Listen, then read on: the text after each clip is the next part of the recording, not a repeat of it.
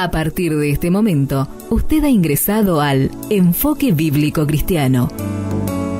Un programa para analizar la realidad y volver a los valores morales y eternos de la palabra de Dios.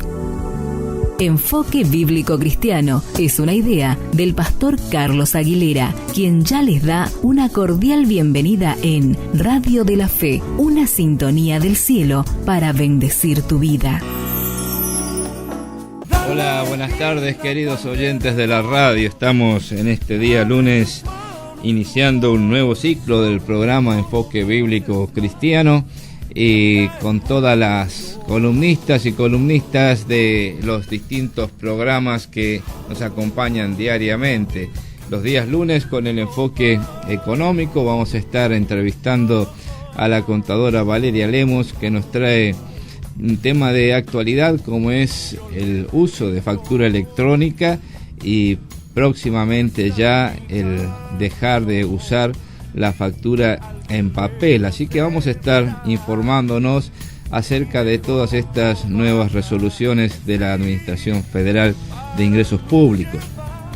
Pero antes de tener esta entrevista, vamos a compartir una reflexión.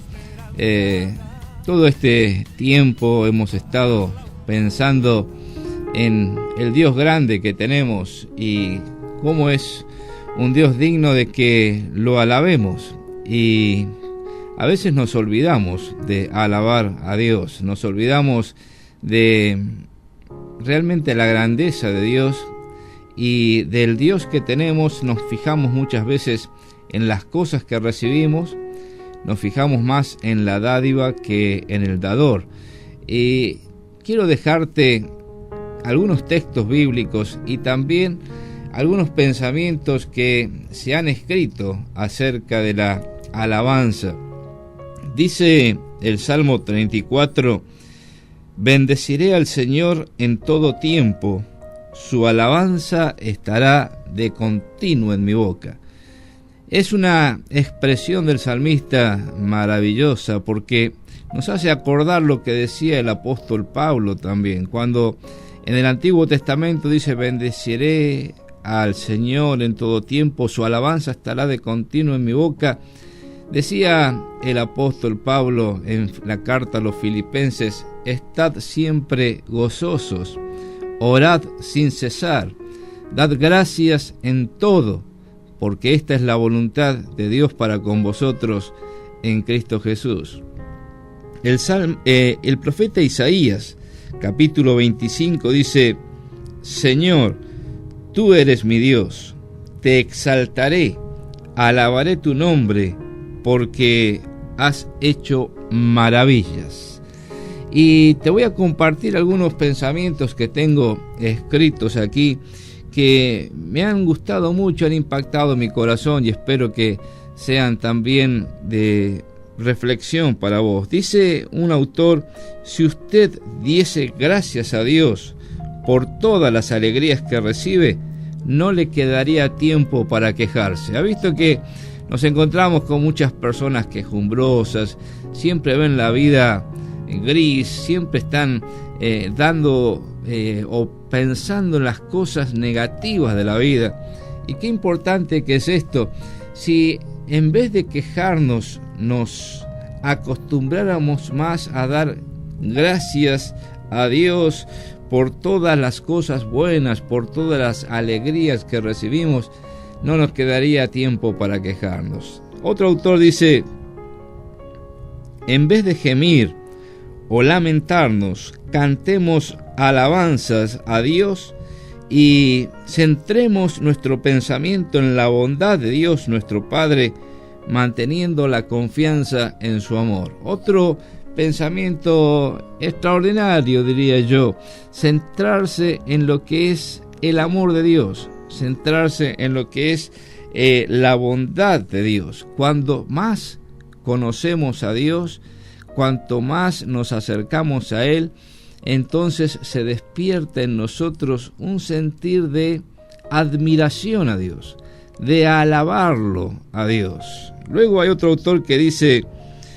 la alabanza viene del corazón y no puede ser creada por reglas religiosas, sino únicamente por algo gratuito que viene de Dios. Es prueba de un verdadero conocimiento de Dios, de una relación viva con Él. Si no es así, no se puede hablar de alabanza, sino simplemente de un rito religioso. Me gustó también este pensamiento porque nos hace ver la relación que hay entre la vida devocional, la vida de comunión diaria con Dios y ese despertar de alabanza que surge del corazón.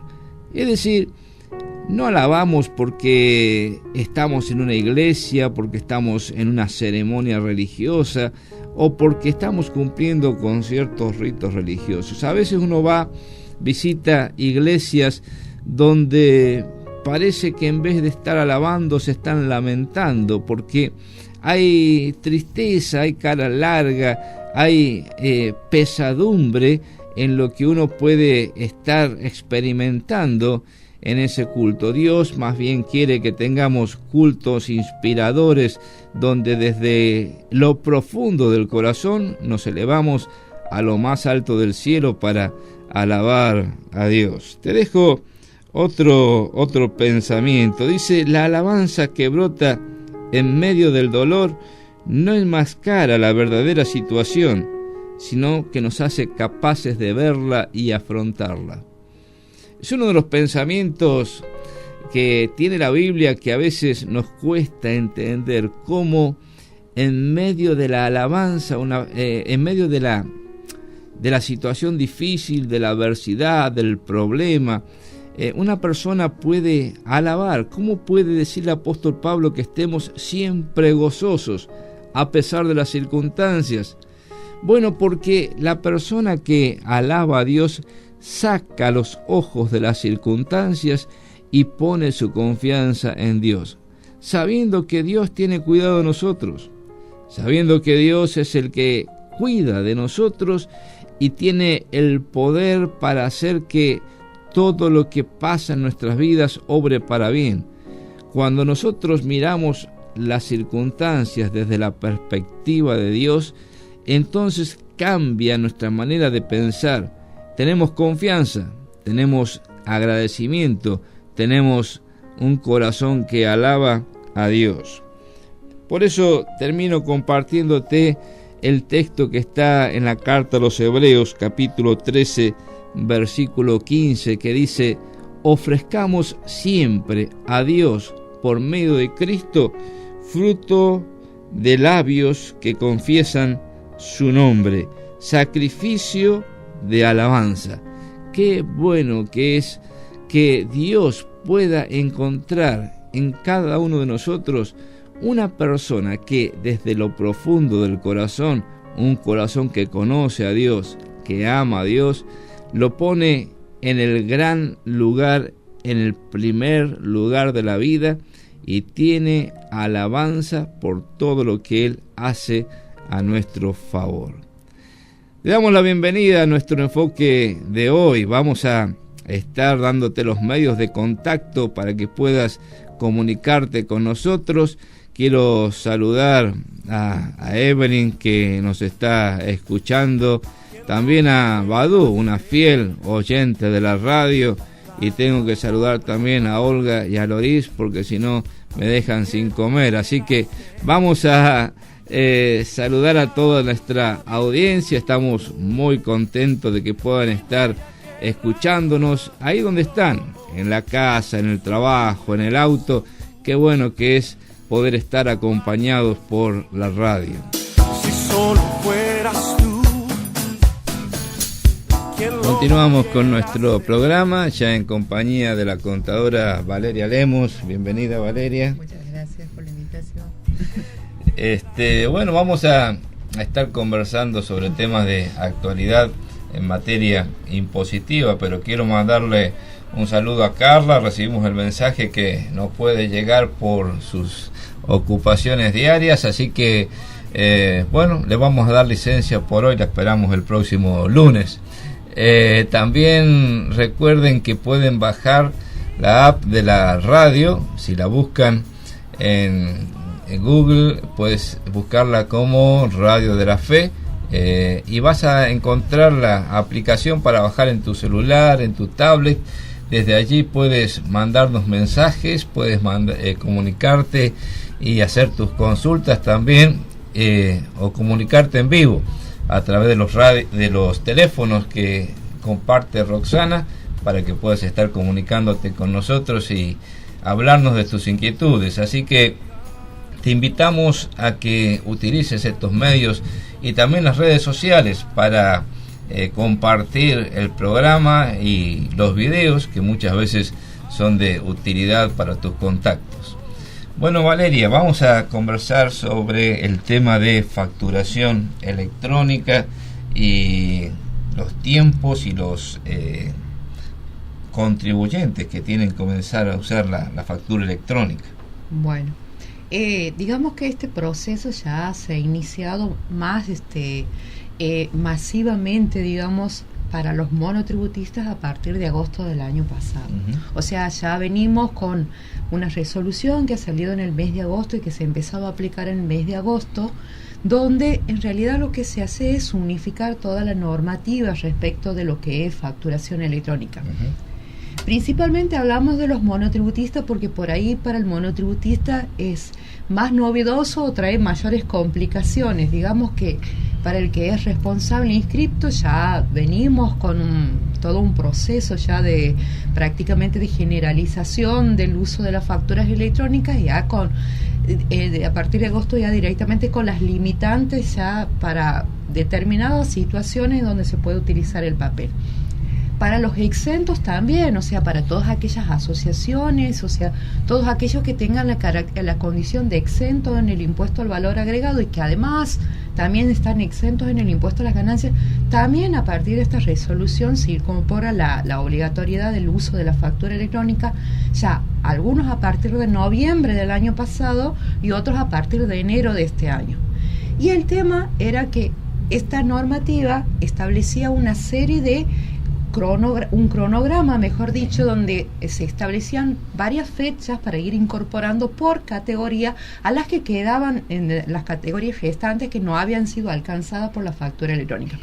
Hasta esa época veníamos con la categoría F, que eran las categorías más altas, y empezó a subir para las categorías más bajas. Es más, ahora a partir del 1 de marzo ya la categoría B, todos aquellos que están en la categoría B tienen la obligación de la emisión de los comprobantes electrónicos, y a partir de abril empezarían ya la A, con lo que quedarían encuadradas todas las categorías.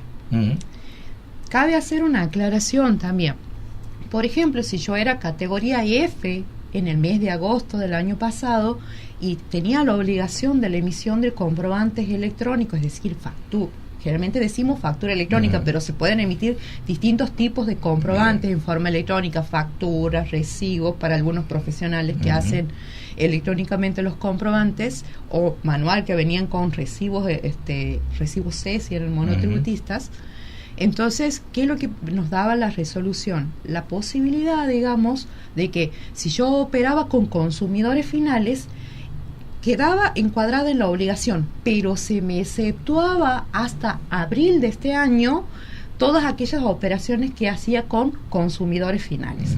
¿Qué significa eso? Si yo tengo un negocio y soy monotributista y estaba en la categoría F, y a partir de agosto estaba obligado porque estaba en la categoría F, pero como vendía al consumidor final, me exceptuaban hasta abril de este año. O sea que tenía sus obligaciones, pero establecía sus excepciones. Por eso hablamos como que abril va a ser el disparador para todas las categorías.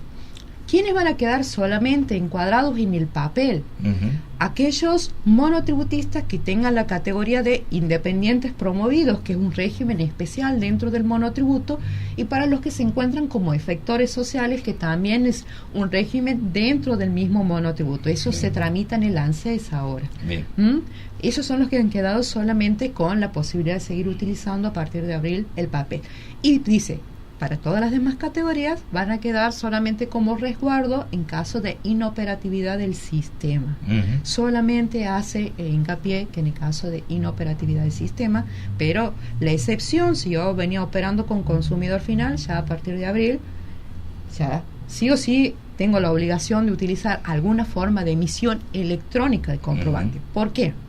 Porque hablamos de factura electrónica, pero la resolución les dice, ustedes podrán optar, responsables inscriptos, monotributistas, sujetos exentos entre dos sistemas, o en el factura electrónica que decimos comprobantes en línea, o a través de los controladores fiscales, que son los equipos esos las que emiten los tickets, los comprobantes. Y ya entran con los controladores fiscales de nueva tecnología. Claro. Me da la opción, me dice, si usted opta por uno o por otro, no tiene que informar a la FIB. Si usted opta por los dos, tampoco tiene que informar. Antes teníamos que informar, o sea, simplemente adherir los puntos de venta a cada uno de los servicios. O sea, podemos tener factura electrónica y controlador fiscal. Por ahí el que tiene negocio y atiende al público, entre estar con la computadora haciendo la emisión del comprobante y depender de que el sistema funcione, que dentro de todo funciona el sistema, habrá zonas en donde es más inoperativo, pero el servicio de internet, pero digamos que a partir de abril en realidad tenemos que hacer la opción por algún sistema de emisión electrónica de comprobantes. Esa es la idea, o sea, no nos quedemos solamente con la factura, porque también o puedo optar por la factura electrónica o por el controlador fiscal, o puedo optar por tener los dos sistemas también. Que también se puede bajar la aplicación en el celular, ¿cierto? Y también, exactamente. También está el facturador móvil, que le dicen que es bajando la app al teléfono, y sobre todo hace hincapié en aquellos sujetos que, por ejemplo, que en un principio se denominaba venta o servicio de ruteo. ¿Qué significa eso? Cuando yo le presto el servicio en el lugar a donde está mi cliente o el prestatario del servicio. Vamos a suponer, es gasista y me voy a hacer un trabajo en la casa de alguna persona, entonces no sé cuánto me va a costar el trabajo, entonces necesito facturar en el lugar donde está. En esos casos la resolución me da la opción de emitir o poder utilizar también el facturador electrónico. La app, el facturador móvil que se llama. Sí, a veces. O también para cualquiera lo puede hacer también, descargar en su teléfono. Exactamente. La consulta a veces es cómo imprimo la factura, ¿no? Y bueno, si no tenemos la posibilidad de imprimirla en ese momento, en el momento, podemos enviarla por mail.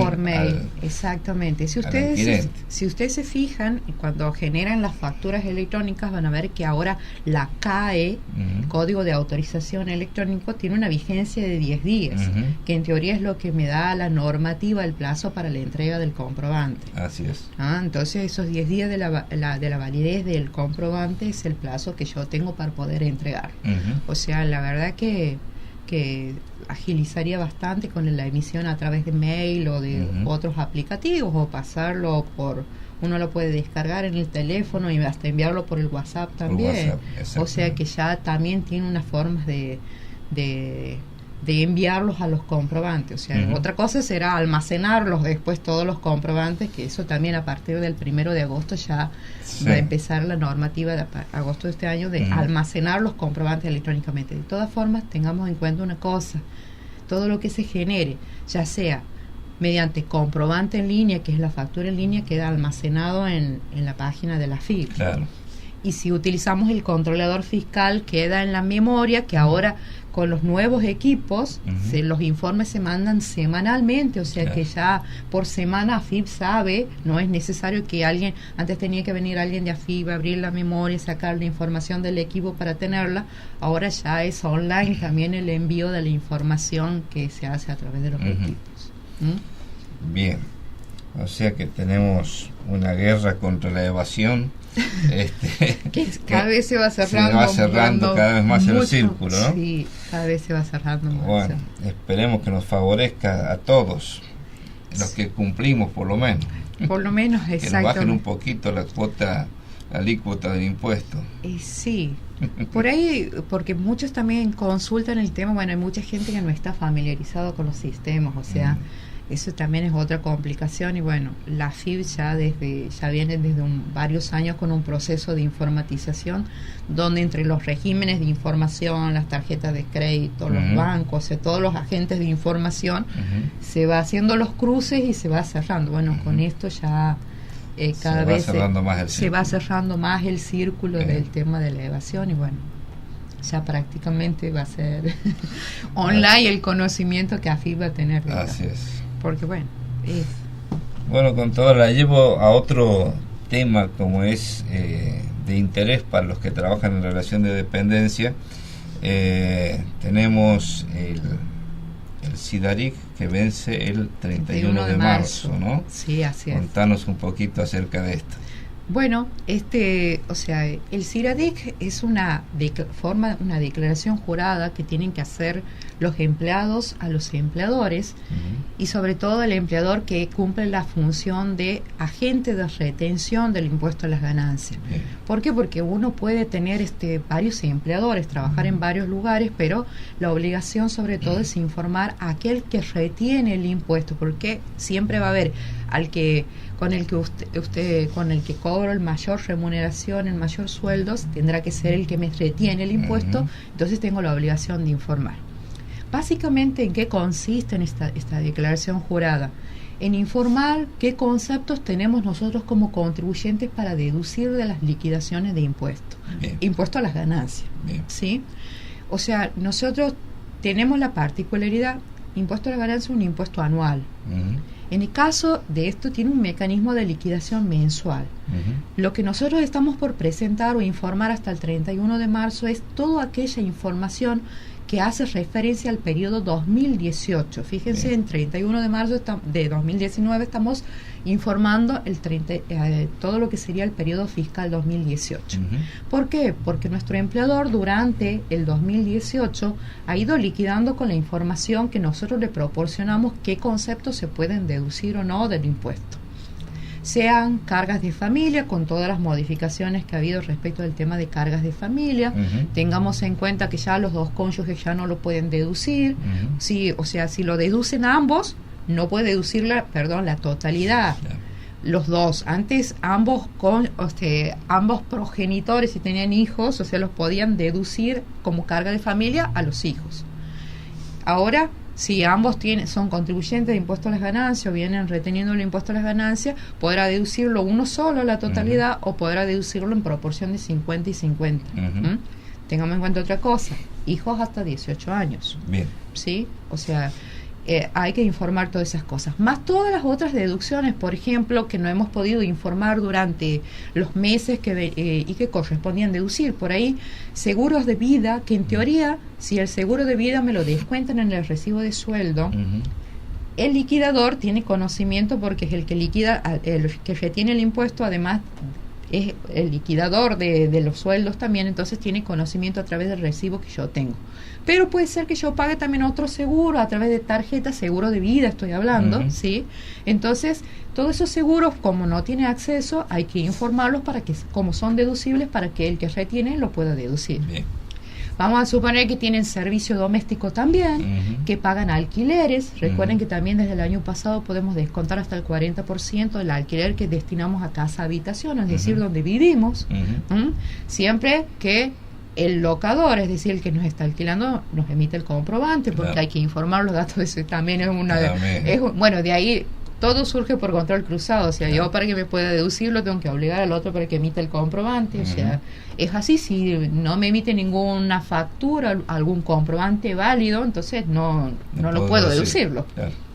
Si tienen servicio doméstico, es decir, si tienen a alguien trabajando en su casa y hacen los aportes al régimen de servicio de trabajadores y casas particulares, así se llama, pueden deducir hasta el valor de un mínimo no imponible, que es el mínimo a partir del cual se tributa el impuesto a las ganancias, o sea que es una deducción considerable. Y ¿qué se toma? O sea, para llegar a ese mínimo, lo que yo le pago de sueldo y la parte de contribuciones que hacemos a través del sistema, del formulario el 102, donde pagamos tanto los aportes de contribuciones. O sea, que todos esos conceptos que el empleador no puede, o sea, no tiene conocimiento porque no figuran, porque por ahí jubilación, obra social, sindicato, y todos esos conceptos los puede ver desde el recibo de sueldo. Entonces, como no tiene conocimiento, lo debemos informar a los fines de que se pueda determinar. ¿Para qué sirve en definitiva esto? Para hacer los ajustes de la liquidación anual. Bien. ¿Por qué? Porque ustedes van a ver que un mes me pueden retener, otro mes me pueden devolver, otro mes me pueden retener y sube la retención. Entonces, hasta el 31 de marzo el empleador debería ajustar esa liquidación del periodo 2018. ¿Qué significa? Si por ahí puede quedarme un saldo todavía para retenerme y me tendrá que retener en el mes siguiente, o un importe para devolverme si es que me han retenido de marzo. Hasta el 31 de marzo. Hasta el 31 de marzo. Bien. En esa sería la fecha de corte para que el empleado presente a su empleador el SIDARIC. 31 de marzo cae domingo, así que... Recuerden que es con clave fiscal, o sea que en definitiva, o sea, uno puede presentarlo domingo para que el empleador lo pueda ver, o sea, no hay problema con eso. O sea, el fin de semana trabajar a full, trabajar el fin de semana esa para presentar. Y a los que tienen, como decías, distintos empleadores, tienen que recordar de presentar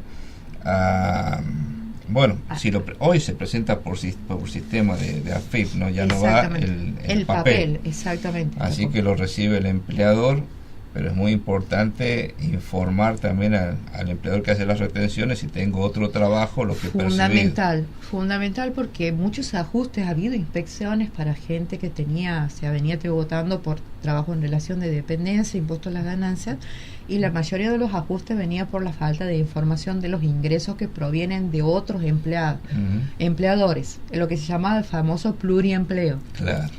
Entonces la omisión también de eso ha llevado a muchos ajustes, porque tengamos en cuenta una cosa: si yo estoy en relación de dependencia, tanto un empleador como otro lo declaran en el sistema de la AFIP, o sea que para la AFIP... Sí, cualquier empleado puede entrar a mis aportes en AFIP y ver lo que su empleador ha declarado. Exactamente. Y de ahí la AFIP saca la información para ver si estamos haciendo bien el SIDARIC. Exactamente, también. O sea, por algún lado por algún lado va a salir la información. ¿Qué pasa si un empleado no presenta el SIDARIC hasta el 31 de marzo? Bien, si no lo llegase a presentar, significa que que lo que ha venido reteniendo en eso ha quedado, y eso va a terminar de cerrar de informarle al empleador. Si vamos a suponer que han quedado cosas que no he podido informar a mi empleador que podía yo deducir y por lo tanto pagar menos impuestos, lo único que me va a quedar va a ser inscribirme en el impuesto y presentar la declaración, con lo que ya en sí inscribirme en el impuesto implica ser ya un contribuyente formal del impuesto a las ganancias, y hacer la presentación de la declaración jurada de impuesto a las ganancias, que este año vence en junio. 13, 14 y 15 de junio creo que está venciendo la declaración jurada de impuesto a las ganancias, y fines de junio ya para los empleados en relación de dependencia. La informativa. Exactamente, la informativa, pero si yo me inscribo en el impuesto ya deja de ser informativa y pasa a ser una declaración jurada, lo que nosotros decimos determinativa de impuesto. ¿Qué significa? Si es informativa, significa que yo le estoy diciendo a la AFIP: mi empleador me ha retenido lo que tenía que retenerme, saldo cero. Eso es informativa. Bien. Pero si yo le digo, me ha quedado un saldo a favor y me están por devolver, o me ha quedado un saldo a ingresar, eso se llama declaración determinativa. Bien. Con lo que ya soy un contribuyente del impuesto a las ganancias. Eso le pasaría, por ejemplo, al empleado que no le ha declarado a su empleador que tiene otro trabajo. Exactamente. Entonces queda todavía esa parte por declarar, y va a tener... y por aportar la diferencia que corresponde. Y por ingresar el saldo del impuesto que adeuda. Eso. Así es, así que es muy importante para los que trabajan en relación de dependencia presentar este SIDARIC, como se llama, ¿no? Que a través de la página web de AFIP. Exactamente, con la CUIT y la clave fiscal. Bien. Tengamos en cuenta una cosa: cuando ingresamos y habilitamos los sistemas siempre dice SIDARIC empleador y empleados. Lo nuestro es empleado. El empleador es el que habilita el otro sistema por el que puede ver los datos que nosotros probemos con el SIDARIC empleados. Bien. ¿Todos los empleados en relación de dependencia están obligados a presentar en el SIDARIC? En principio sí, o sea, todos deberíamos hacer, pero básicamente vamos a ver que los que presentan son todos aquellos que les vienen ya reteniendo el impuesto a las ganancias. En realidad Bien. Todos estaríamos obligados a presentar Bien. El régimen de información. Lógicamente, como hay gente que no se le ha retenido, no tiene que ajustar también, esa es la verdad, o sea que se les retenga de menos o de más, porque si no se les ha retenido nada, en principio no ve tampoco la necesidad de presentarlo. Así es. Bueno, Valeria, gracias por traernos toda esta información de actualidad. Vamos a encontrarnos pronto para seguir con estos temas. Seguramente. Seguramente, gracias por invitarme. Vamos a un tema musical y enseguida volvemos para la reflexión final.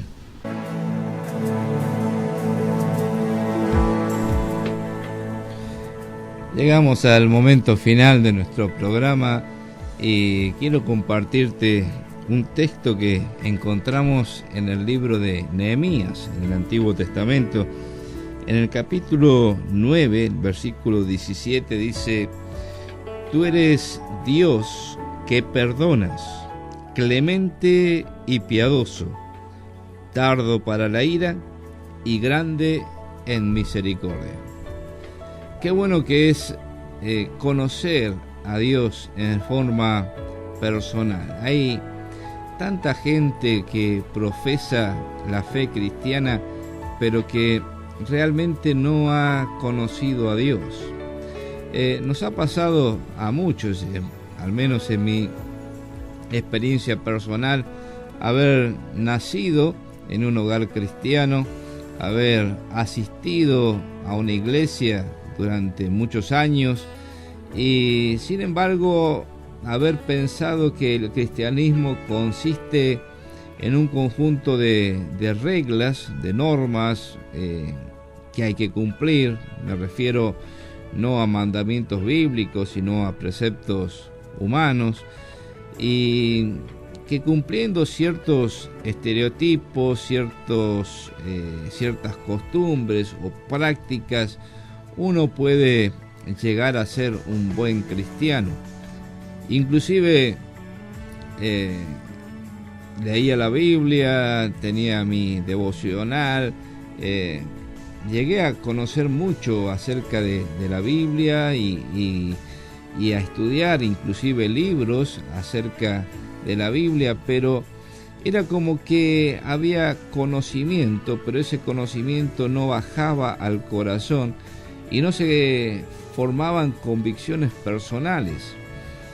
Hasta que fui entendiendo y cambiando la perspectiva de no fijarme tanto en lo que es las reglas eclesiásticas y lo que es el conocimiento adquirido, que, como dice el apóstol Pablo, muchas veces el conocimiento envanece, pero es el amor lo que edifica. Y esta es la clave, creo yo, es la base de todo, es el amor. Experimentar el amor de Dios transforma la vida. Conocer al Dios que es amor lo cambia todo. Dice el apóstol Juan en su primera carta que Dios es amor. Dice también que nosotros amamos a Dios porque Él nos amó a nosotros primero. Y qué importante que es entender esta relación personal con Dios. O sea, entender en primer lugar que el amor de Dios hacia nosotros ha sido manifestado, expresado de una manera muy particular, muy patente, muy práctica, digamos, porque Dios no nos mandó un libro para que aprendamos el amor. Dios no nos dio una definición o un concepto abstracto acerca del amor, sino que Dios ha mostrado su amor hacia nosotros enviando a su propio Hijo Jesucristo para morir en nuestro lugar. Fíjate que todos nosotros estábamos totalmente perdidos y condenados al infierno, y era imposible que nosotros nos salváramos a nosotros mismos porque estamos en bancarrota moral. Somos insolventes moralmente y no podemos pagar la deuda por nuestros pecados. Somos impotentes moralmente porque no podemos hacer el bien. Nuestra naturaleza humana pecaminosa tiende hacia todo lo que es contrario a la voluntad de Dios. Entonces estamos en una encrucijada donde era imposible que nosotros pudiéramos salvarnos. Y Dios tomó la iniciativa y Dios mismo hizo lo que nosotros no podemos hacer. Y dice el texto más conocido de la Biblia, Juan 3:16, que de tal manera amó Dios al mundo que ha entregado a su Hijo unigénito, para que todo aquel que en él cree no se pierda, mas tenga vida eterna. Así que lo principal en nuestra vida es conocer y experimentar el amor de Dios. Ahora, hay un obstáculo que impide que nosotros podamos conocer y experimentar ese amor, que es el pecado. El pecado tiene que ser quitado de en medio. El pecado es el obstáculo que nos impide conocer a Dios y disfrutar de su amor. Ahora, ¿cómo quitamos el pecado? Bueno, hemos dicho, Cristo cargó el pecado de todos nosotros. El pecado se quita de en medio cuando nosotros ponemos nuestra fe en Cristo y lo aceptamos como el sacrificio ofrecido en nuestro lugar. Entonces Dios hace una transacción que es un verdadero milagro. Dice el apóstol Pablo en 2 Corintios 5:21 que al que no conoció pecado, por nosotros Dios lo hizo pecado, para que nosotros fuésemos hechos justicia de Dios en él. Esto quiere decir que Dios tomó nuestro pecado y lo cargó en Cristo, y tomó la justicia de Cristo y nos la imputó a nosotros. Y esta imputación en nuestra cuenta significa que Dios en Cristo nos ve como si nunca hubiéramos pecado, nos declara como justos. Y esta obra de Dios es la que nos permite llegar a conocerle a Él, tener intimidad con Él, experimentar su amor y amarle nosotros a Él porque Él nos amó a nosotros primero. Qué maravilloso es el cambio de vida que se produce cuando nosotros amamos a Dios. Ya no lo obedecemos por temor al castigo de haber transgredido una norma o una ley divina, sino que nuestro comportamiento cambia porque queremos ser y hacer las cosas que le agradan a aquel que nos amó. Es una relación de amor, no de temor. La ley nos infunde temor al castigo, pero la gracia nos lleva a experimentar el amor que Dios ha derramado en nuestros corazones. Quisiera que todos mis oyentes pudieran experimentar este amor, que todos mis oyentes pudieran entrar en esta relación personal donde podemos conocer el amor de Dios y podemos, como decíamos en la reflexión inicial, alabar a Dios, adorar a Dios, disfrutar a Dios, porque le amamos con todo el corazón. Te habla el pastor Carlos Aguilera, te mando un fuerte abrazo con el deseo de que Dios te bendiga, y si Dios lo permite nos encontramos mañana a las 20 horas para un nuevo enfoque bíblico cristiano. Por hoy, nada más. Mañana nos volveremos a encontrar con un nuevo enfoque bíblico cristiano de la actualidad. Por Radio de la Fe, una sintonía del cielo para bendecir tu vida. Por su compañía, muchas gracias.